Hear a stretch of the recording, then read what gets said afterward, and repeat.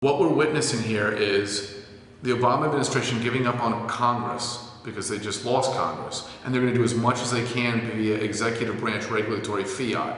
And it begins December 21st at the Federal Communications Commission with this pending vote. There is zero authority for Chairman Julius Genachowski to do what he's about to do. There has been no rewrite of the communications law, which he himself has said doesn't address internet and broadband. There has been no action by Congress, short of that brief Waxman respite, which went nowhere. Nothing has changed since April, when the DC Circuit Court ruled unanimously that the FCC doesn't have authority under Title I to act on internet and broadband, which is why the whole brouhaha about reclassification started, was in response to that court decision. They had to find another way around to impose net neutrality and regulate the internet.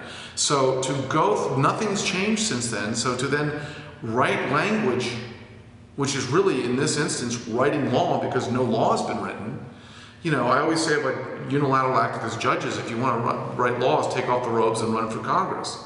If Genachowski wants to write law, run for Congress from wherever he's from.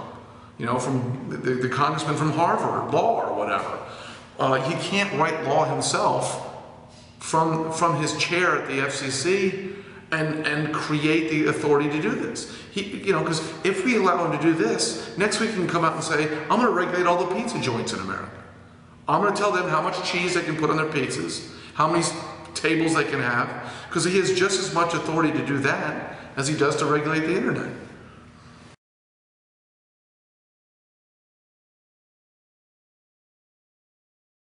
Let's set up a regulatory structure in the Congress that says, okay, we will react appropriately and harshly if and when real net neutrality violations occur. And there will be a procedure in place to examine them and determine that they are in fact legitimate net neutrality violations.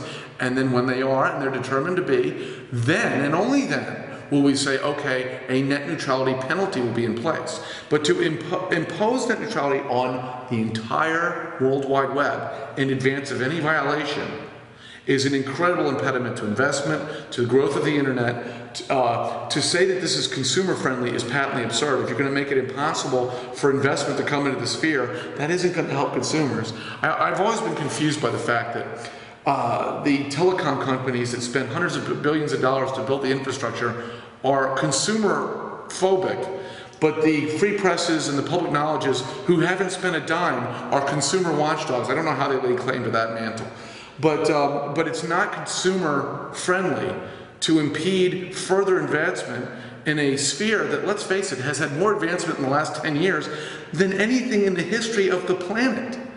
So I just think if we allow Congress to do what they're supposed to do, not behave in this fashion at the FCC, set up reasonable parameters for real net neutrality violations that actually impede consumer enjoyment of their product, we'll see a much better internet, we'll see a much better economy, and we won't see this kind of unilateral action coming out of the FCC and any other executive branch agency in the next 2 years.